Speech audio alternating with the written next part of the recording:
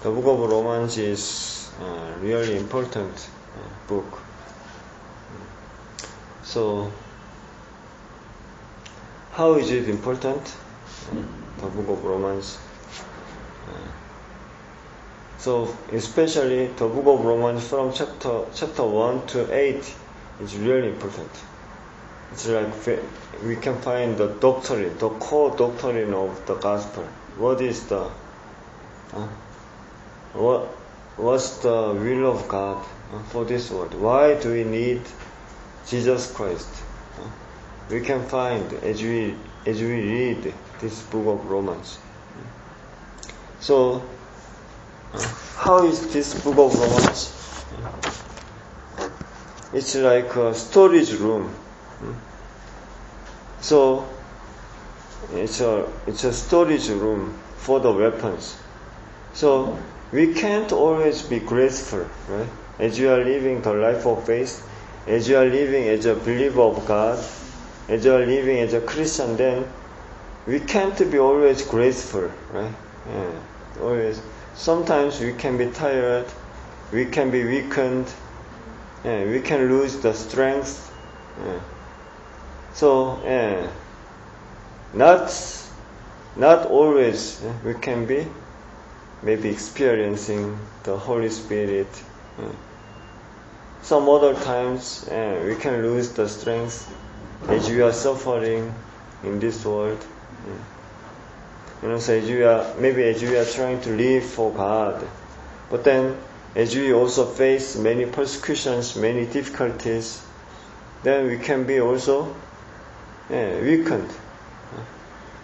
We can lose the strength. So at that time then, it's like when we have the war, when we have the battle, then the soldiers are fighting at the battle very fiercely with the weapons, with the bullets and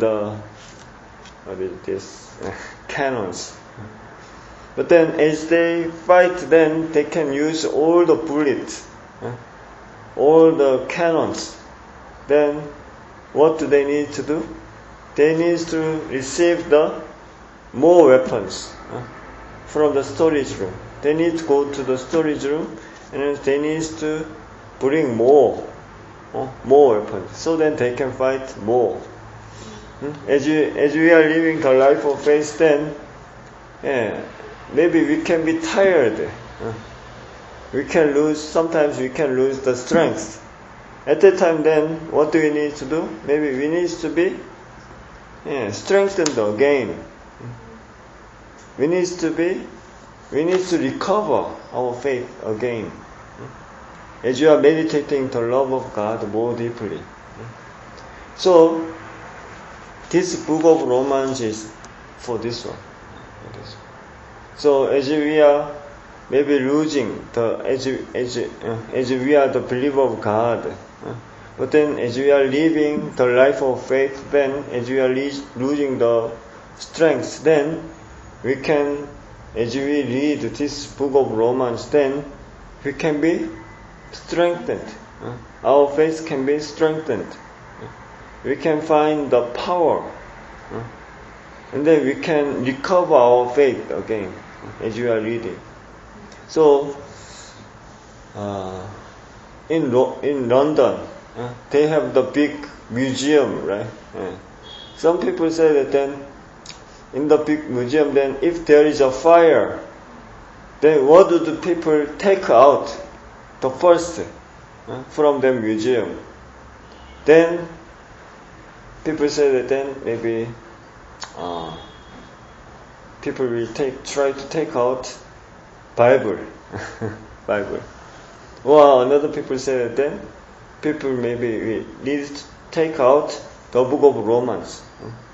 So the book of Romans, before this book was edited, the Bible was edited, then actually this was a letter, by Paul. Then Paul sent a letter to the believers in Rome. Then he was trying to encourage or strengthen their faith, or teach them with the core of the gospel. So this is the book, the letter. So maybe people need to take out their letter, the letter to Rome, the book of Romans. So that's how it was regarded as very precious. So in London, then actually, London, and before, now it's different. Now they lose many spirituality, alright? And then it's like they were really secularized. And then the churches are closing nowadays. And the Islams are expanding nowadays. But before, even up to like 100 years ago, then through that Great Britain, then Scotland, England, and then especially Scotland, they really sent a lot of missionaries to all of the world. So that's how they really had the power base of the Christianity in the world. So that's why they were really the Christianity country before. But now it's like it moved to like America. But now even America itself, they are also collapsing down. They are losing the great Christianity there. As they are secularized, the sins are expanding there. Then even they are losing the great Christianity. It's very sad. So that's what we need to recover. We need to recover this Christianity. So usually people losing the Christianity means we becomes like if many people are going to church with a habit, not with joy, losing the true joy, losing our first love in God, toward God. And then it's like if the life of the Christianity becomes like just out of the habitual things, then from that, then we can lose the Christianity. That's the problem. So that's why we need to recover it from our heart. We need to recover the first love. So lamp and oil. So they have the lamp outwardly. We can maybe even though outwardly many people can go to church. But if their heart is not like full of the Spirit, then going to church is tiring. And then as time goes on, then even they can also stop going to church. So that's why you also need to be ready with the oil, in other things, grace, the love of God, Spirit. And then you can be accepted. You can be accepted. So, the book of Romans, as we are reading this book of Romans, then we can recover these things. So, and also, do you know the religious reformation in the history? Religious reformation, Renaissance and the religious reformation in the world, in the history of the world. Do you know Martin Luther, who started like the reformation of religion? So before then, actually the Christianity, they were really persecuted from the time of Jesus, and then for the early churches, they were really persecuted a lot. That's why many Christians in the early churches, even they were living in the underground, in the catacomb.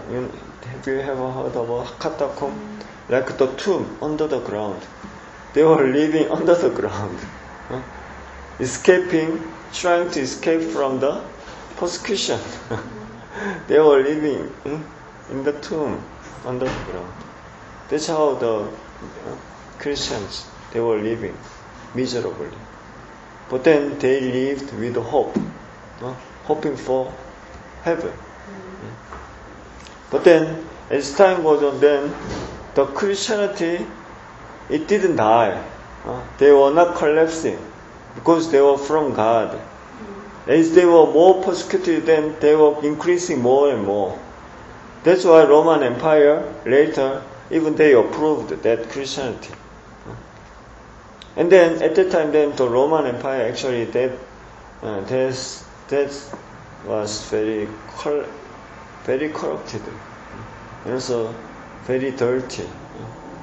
Even from building the Roman Empire, then they were really built with that like on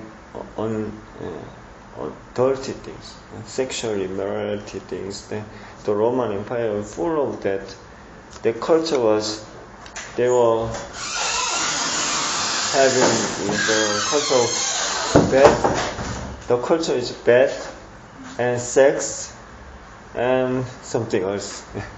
So as time goes on, then as Christians were increasing, even though they were persecuted, but they were increasing. But at that time, then many people in Rome, then they were really corrupted and dirty with that kind of sexual immoral things. Then at that time, then only the Christians were regarded as a clean people.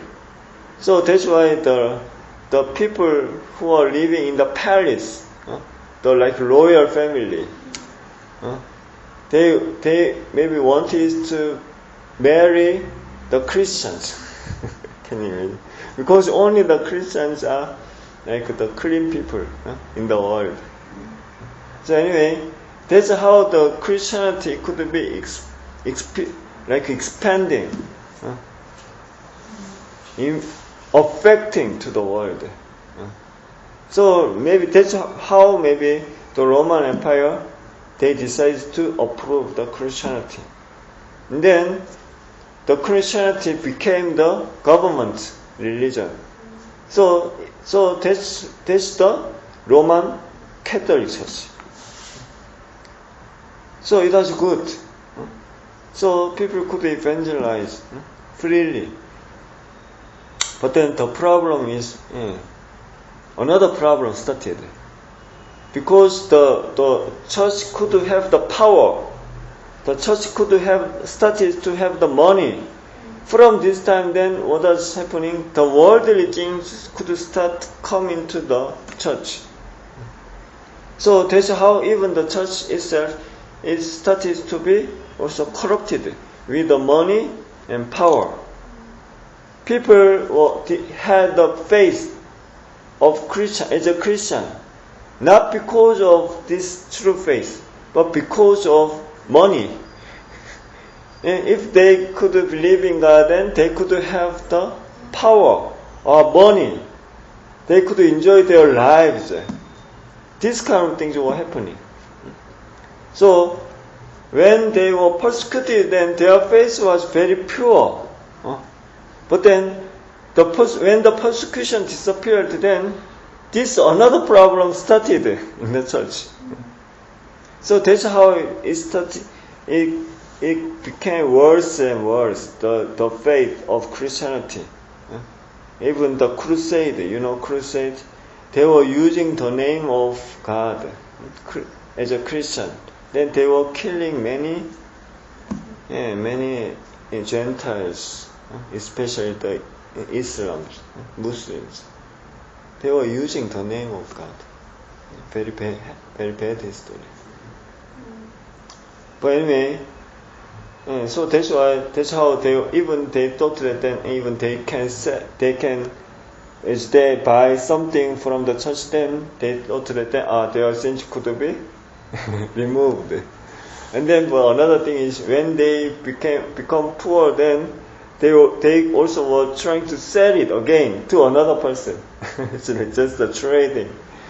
So thinking that then, if you buy this one from me, then your sins will be also forgiven. This amount of sin can be forgiven. That's how it's like very strange, the Christianity. So that's why the new movement started. So Protestant church started, starting from Martin Luther. So Martin Luther, how could he start this new movement in this world? So as he was reading the book of Romans, then he could find that then, how can he save them? He realized that then we cannot be saved out with our offering, great offering, or we cannot be saved by killing other Gentiles. So he realized then we could be saved only by the grace of God, through the blood of Jesus Christ. He realized this. So that's what he realized. And then Martin Luther, he said that then we need to go back to the Bible.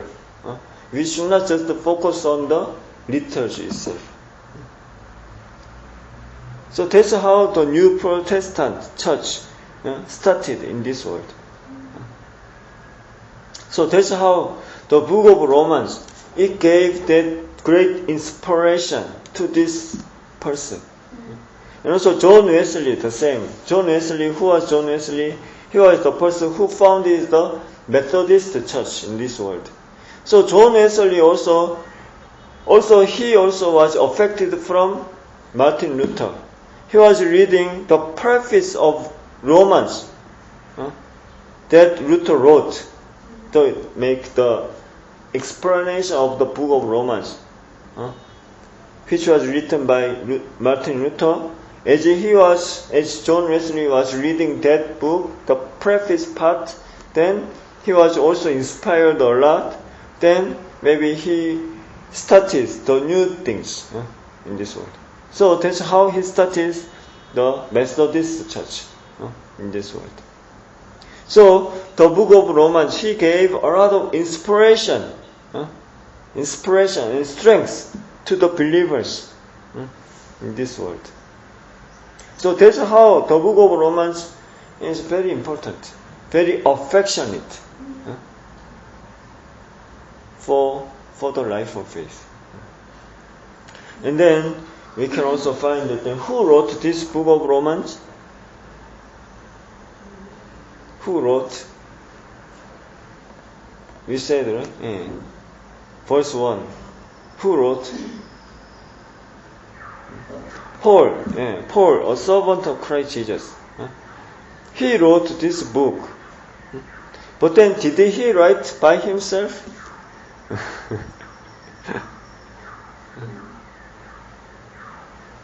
Maybe we can find who wrote this book. Maybe we can find chapter 16, verse 22. Who wrote this book?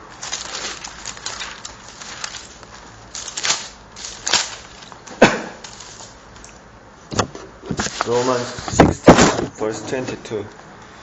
It says that Romans 16, verse 22, it says that I, Tertius, who wrote down this letter, greet you in the Lord. So what can you find here? I, Tertius, who wrote down this letter, greet you in the Lord. So who wrote this book? Tertius, he wrote. Then why Paul said that? Then Paul, he is saying that this letter is starting saying that Paul, a servant of Christ Jesus, called to be an apostle and set apart for the gospel of God. And then anyway, this book looked to be like written by Paul. But then we can find that then I, Tertius, I wrote this book. What is happening? Can you imagine?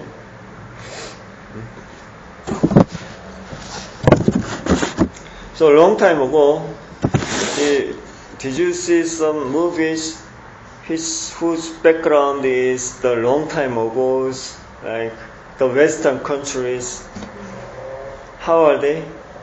As we are looking at them, we can find that then usually the master of the house, he has the secretary. And then as the master is saying, then usually the secretary is usually writing. So this kind of, nowadays it's different, right? We don't really write. Usually we can just type It's easy. We ourselves, we only need to train ourselves to type well. But at this time then, the usually the masters or the owners, they had their secretary. Actually, Luke, you know Luke, he was the only Gentiles among the authors of the Bible. Luke wrote the book of Luke, the book of Luke and the book of Acts. So actually, as you read the book of Luke and the book of Acts, then you can find that then there is a connection, continuity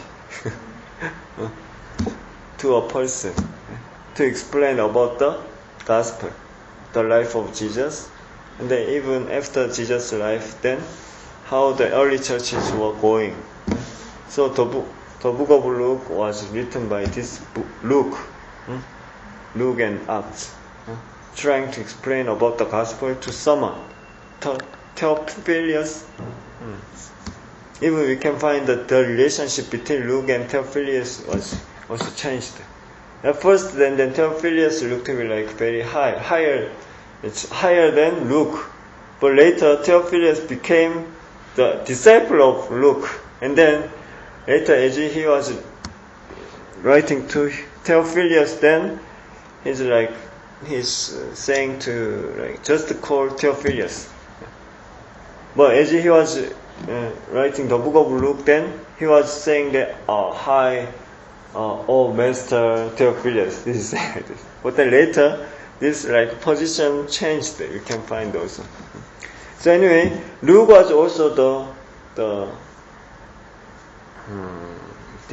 disciple of one of the disciples of Apostle Paul. He was a doctor, medical doctor, and then he was with Paul always. Usually, it looked to be like Paul was not really so healthy person. That's why always, wherever he go, then he was going together. He was doing the journey together with Luke, who is a doctor, medical doctor. At that time, long time ago, the medical doctors, they were not in high class. The master was here, and then the medical doctor was regarded somehow lower than them. Then they were supposed to be living like a servant of the master. Nowadays, different, right? The medical doctors, they are really regarded as a great leader or a high person. It's different. But at this time, they're different. So, and then Tertius, he was writing this book for Paul. He was a secretary of Paul. So, Paul, how did he write this book? He did not just sit someplace. And then he was walking around the room. And then he was thinking about the believers in Rome. Then he's saying. And then this Tertius, he was writing these ones. While Paul was saying, walking around in the room. So we can find this one. So that's why this book of Romans, it does not really written with the structure. When he sit down, when he try to write then, usually we are trying to organize it, right? The things, and then we are trying to write it one by one, right? But then this book of Romans, as you read, then it looks very difficult. But then it does not written like this. Very organized and calm and organizing all the wisdom, knowledge there. Then he's trying to write something one by one. It does not written like this. He was just going around. Then sometimes he was very passionate about the sins, and then it's he was saying sometimes like this, and then sometimes somehow became calm, then he was trying to say calmly. And then that's how this book was written like this. So we need to understand this background of this book of Romans, how it was written. So we can find, even that's why, how we can find the burning heart.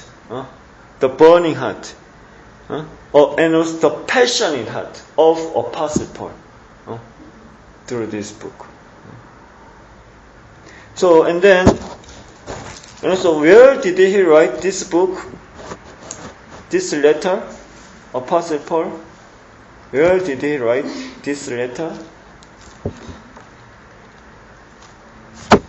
So it was written in Corinth. You know Corinth? Corinth is in Greece. Corinth was very like developed city at the time. It was a harbor city, and then full of trading was there. It was somehow like the wealthy city. And then actually as you see the map of the mission journey of Apostle Paul, then he was starting from like Antioch church here, and then he was doing the journey, and then he was going toward the Macedonia, and then coming down to the Achaia. The Achaia region, it's Greece now. So in Achaia then, yes, Corinth was there. So he was going up to this place here, to Corinth. And then in Corinth, then from Corinth, then there was many boats, many ships there, going to many places in the world.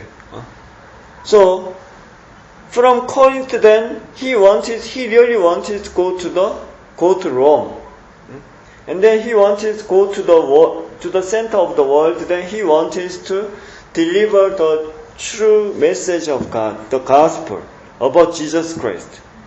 He wanted to deliver this good news in the center of the world. So he could just take a boat, take a ship from Corinth, and then he could just go there. But then something happened. I said about it, right? Something happened in Jerusalem church. So many people were struggling with the starvation, with the drought. Then they heard that even the believers even the saints in Jerusalem, they are also struggling with the poverty, starvation, with the drought. So Paul, he decided that maybe he had a conference with the believers, with his fellows, and then they decided to help the Jerusalem church, the mother church. We need to help them. So they gathered all the offerings there, even though they were poor, but then they were gathering all the offerings to help Jerusalem church. And then Apostle Paul, he was going back to this Jerusalem church. Actually, he was really passionate to deliver, to expand this gospel to all of the, to go to the new place. Actually, he have never been to Rome. So he wanted to go there and then to preach the gospel there. Actually, the gospel was preached to Rome, up to Rome, by many nameless Christians. But then that's why the gospel, but the Christians, usually people did not know the Christianity well, the core of the gospel well. That's why their faith in Rome, their faith of the believers in Rome, sometimes they were shaking, affected by the world. So they were just like saying that Jesus Christ. But then they did not know that why should we worship Jesus Christ? It's the same, right? Even many Christians, even in the world, even here in Kenya, they believe that we should worship God, we should worship Jesus Christ. Then, but if we ask them, why should we worship Jesus? Why? How is he? What did he do? And why should they worship God through Jesus Christ? Then people usually cannot answer well. They don't have like deep understanding, or they don't have like deep experience of to meet God through their lives. That's why even the believers in Rome, they were that kind of things. So that's why some Christianity, even some Christians they were somehow mixed And then it's like their lives like can you imagine? Somehow affected by the world. Sometimes they could also drink or they could do something worldly things. They were doing some worldly things. And anyway, they were somehow mixed. So they were not like very genuine in God. So that's why Apostle Paul, he really wanted to go there, and then he really wanted to teach them about the true gospel. What is the true gospel? Why should we worship God through Jesus Christ? Why? What did he do, Jesus Christ, for our sins? He really wanted to teach them. Even he really wanted to share about his experience to meet God, to meet Jesus Christ through his life. And then they can have the deeper root in God. So that's why how Apostle Paul, he wanted to go there to preach the gospel, to teach them again, to prophesy again. But then something happened here, and then he's going back. He's going back to Jerusalem church.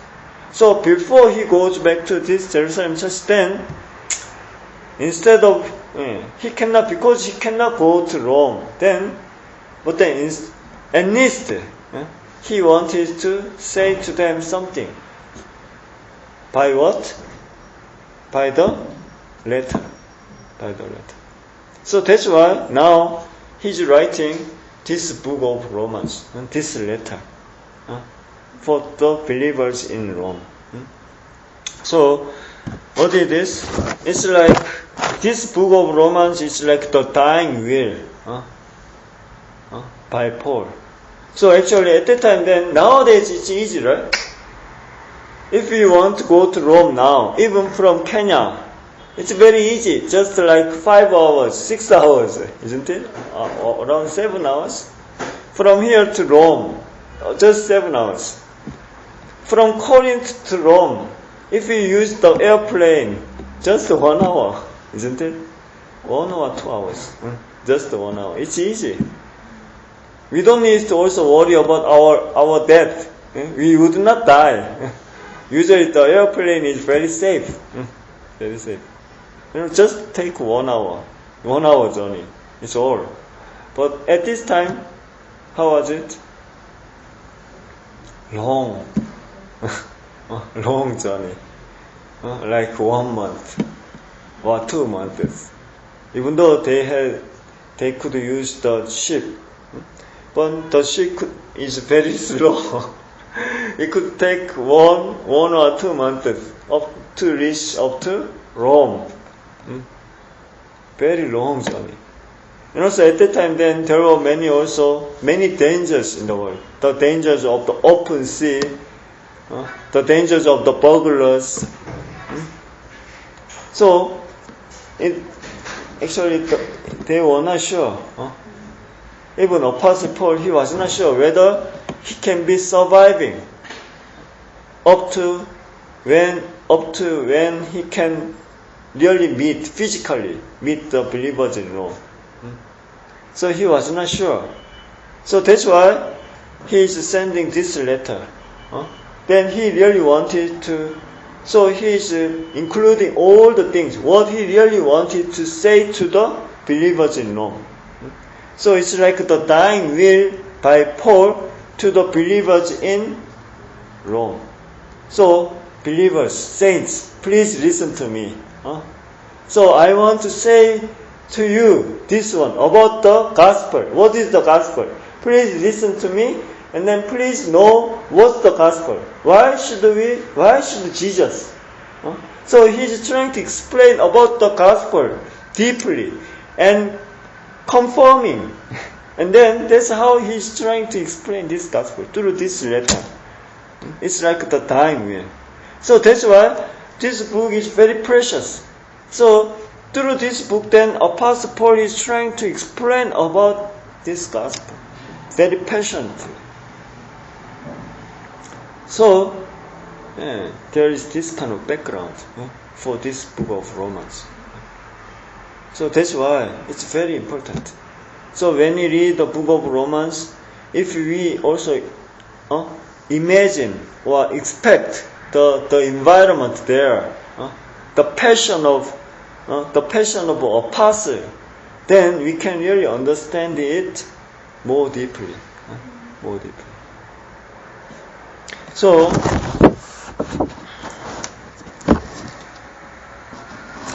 we can read verse 1. How does it start? He starts like this, verse 1. Paul, a servant of Christ Jesus, called to be an apostle and set apart for the gospel of God. So he said that then he was called as a servant. Paul, a servant of Christ Jesus. He's introducing himself like this. I am a servant. Was he a servant? Actually, he was a scholar. He was a scholar. He was a master. Actually, he was also a Roman citizen. He was a Roman citizen. He was a Jew. Actually, he was a Jew, but then he was a Roman citizen. Actually, he was a great scholar. He had a great authority in this world. That's how he could get the authority from the religious leader in Jerusalem, and then he was going to Damascus to persecute the Christians, to prison them. He had this kind of authority. And then even when they were killing the Stephen, the first martyr, then Paul was like the witness for them. He was like the approving person. We need to kill that strange guy, Stephen. He was that kind of person. So Paul, and also he was Roman citizen. Can you imagine? It's like, suppose that you are a Kenyan, but then if you have the American citizenship, something like this, that kind of people, they could really live well, enjoying the world. If you have the American citizenship, it means I already have the great authority in this world. Even I could live well, enjoying the world. Apostle Paul, he was that kind of things. He could live enjoying this world if he did not follow Jesus Christ. But then after he met Jesus Christ, who was calling him from heaven, why? Saul, Saul, why are you persecuting me? And then he was really collapsing, all his mind. The life, it was wrong. It was persecuting the Christians, it was wrong. And then he really turned away from this life. And then he decided to desert all the things in this world. At that time then, when the Jews believe in Jesus Christ, and then they could lose all the things in this world. Because the Jews, they really hated Jesus. Then, if you believe in Jesus, then we will take out all the authorities from you. Even you cannot stay at my house. You cannot stay at our society. So the same, the Muslims, like the high position among the Muslims, when they start to, when they say that then they betray. If they betray the Islam, then they are also persecuted a lot. Even they are threatened for their life. So the Jews, they were like this. Even when you read the book of Acts, then Acts chapter 25 or 26, then we can find many people were the Jews, not the Jewish Christian. The Jews, they were trying to kill apostle. Kills Paul, saying that he is a betrayer, a great betrayer.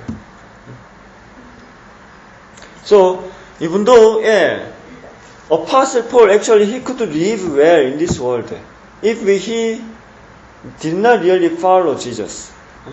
But then, with a great determination, and also, because he was really thankful for God's saving me, forgiving me, then he really turned away. Then he really determined himself to live for God, following the will of God. Even though he was suffering a lot from that time, but he was trying to live for God. Even as a servant, it was great. As a servant. So my life is not my life. So I want to live for you. I want to live serving you for all my life. I want to live according to your will, not according to my will. So that's how he was living. Even though I was a great teacher, he could live as a great teacher, as a rabbi, enjoying the world, enjoying the wealth, enjoying the honor in this world, power in this world. But then he denied to live like this. But then he decided to live for God, suffering himself. The same. That's how even this is similar to Moses. How was he great? Moses' life? Actually, he could also live well, Moses, enjoying the world as a son of a princess. As a son of a princess, then he could live well, enjoying the world. But then Moses had this faith. He wanted to suffer with his people. He did not want to enjoy this life. This life in this world is just like 100 years. So I want to suffer with the people of God. The life in the palace, it can be maybe pleasurable. But then I want to live for God.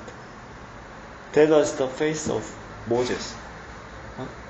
That's why God could use Moses. God was pleased by Moses' faith, and then Moses' determination, and then God could use Moses to do the great work.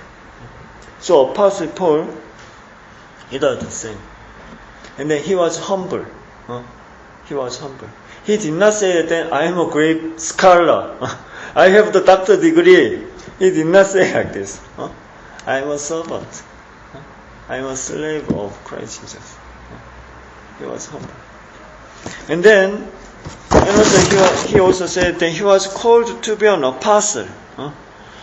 Apostle, what does it mean? Apostle, apostolos. In Greek, then it's apostolos. Apostolos is, what is this? Apostolos, it means at that time that it's like the representing something. So later the disciples became the apostle, right? What does it mean, apostle? It's like the ambassador. Ambassador. So I am the apostle.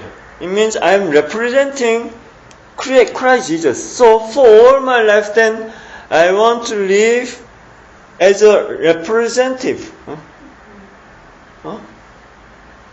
for the name of Jesus Christ.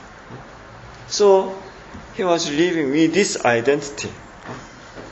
So at the time then, apostolos, what is the apostolos? It was called, at the time then, the Roman Empire, then the great big fleet, big fleet, the soldiers, the navy, navy, the navy soldiers, they have many ship, right? Many navy ship, army ship. And then they were fighting against the enemy ship, right? Yeah.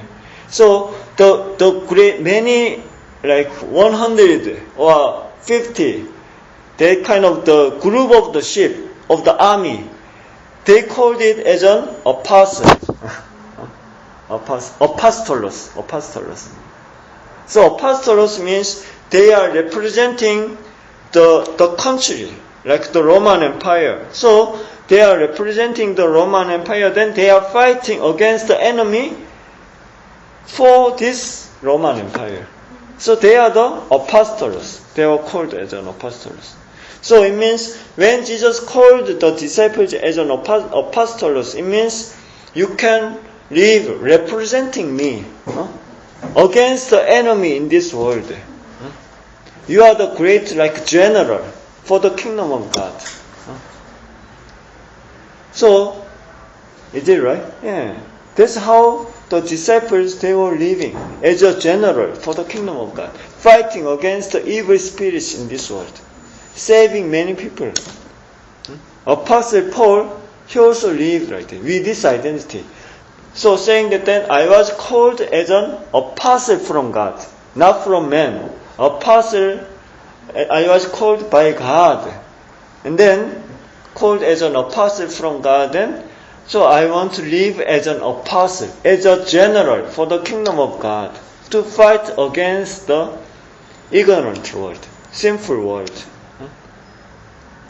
That's how he identified himself for his life.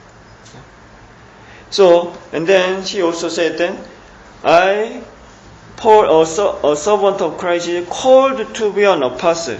He has been called. What is this? It means he did not call God first, but he remembered that he was called by someone. So Paul always he remembered the God's calling him. God's calling. So not just I did not call God first, but God called me first. This is. So isn't it? Acts chapter 9, we can find that even Apostle Paul, he was trying to live, he was trying to do against the will of God, persecuting the Christians, kill the Christians. Then even at that time, then, Jesus called him. Jesus forgave him. Why are you persecuting me? Actually, God could bring the fire to burn Saul right away. But then God did not burn him. Why are you persecuting me? Turn away from your sinful life. And then he always remembered this. God called me. Think about our lives. How about our lives? Did we call God first? We usually think that then I go to church. I call God first. I love God first. We usually think like this. But then we need to know that then God called us first. God sent His one and only Son. And then Jesus Christ died for us as when we are the sinners, still sinners. And then God called us first. You are the sinners. We need to realize this. So God loved us first. You are called by God. You are saved by God. By the grace of God. So, and then why did God call Apostle Paul? Why did God call Apostle Paul? How does it say? Paul, a servant of Christ Jesus, called to be an apostle and set apart for what? Set apart for the gospel of God. For the gospel of God, then he was set apart. He was saved. He was called by God. So the same. Why did God call us? Why did God save us? It can be the same. So God saved us. God called us to save us. To save us. And then we can go to heaven. We can live the different life from now on. Being with God. Enjoying the true joy in God. And then God also called us for the gospel. To spread the gospel to the world. So that's why God called Abraham. I want to bless you. Even I also want to bless this world. Even I can bless those who bless you. I can even condemn who condemn you. So I want to bless this world through you. When God also called Jeremiah, we looked at this. Then I appointed you, even before you were born, I appointed you as a prophet.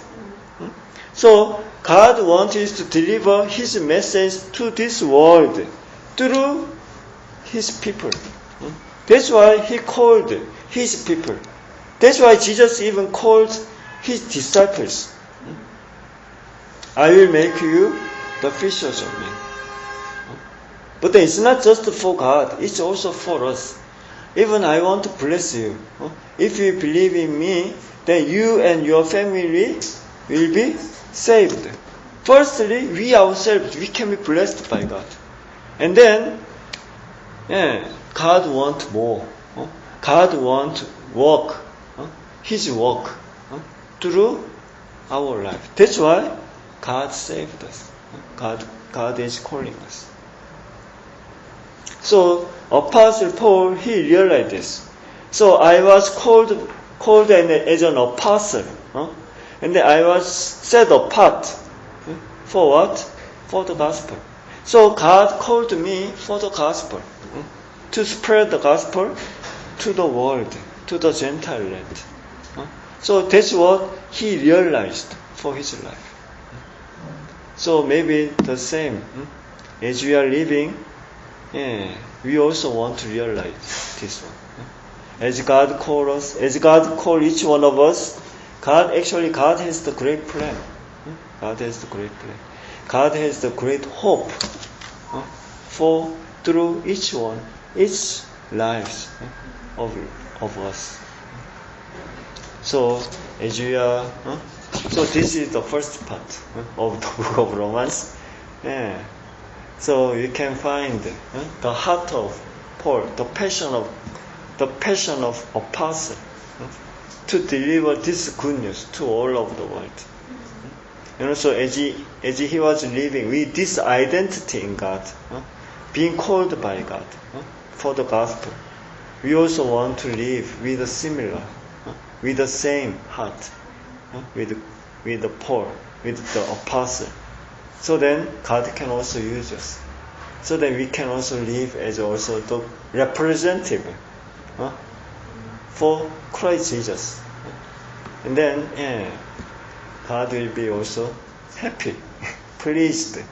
And then God would really bless us greatly. And then God also will bless this world through us. So as we are living, we want to really live with this identity through our lives. So then the great will of God can be fulfilled through our lives. So we want to end here. Then let's pray. Dear Heavenly Father, thanks so much for allowing us this time to come before you and to meditate your word. As Apostle Paul, as he was called by God, as he was forgiven by Jesus Christ, even though he was really living against the Christianity, against your people, against Christ Jesus. But then God had mercy on his life, and then God called him to bless him, to forgive him, and then to change his life. So then through Apostle Paul's life, then you did the great work to deliver your precious gospel to all of the world. So as you are living, you are the same God. You can call each one of us. So then you have the great hope. You have the great plan for our lives. So we want to live with this identity through our lives. So then we can be really experiencing your great hand more deeply through our lives. And as you are living as your servant, as you are living as an apostle of Christ Jesus, so that your great will can be fulfilled through our lives.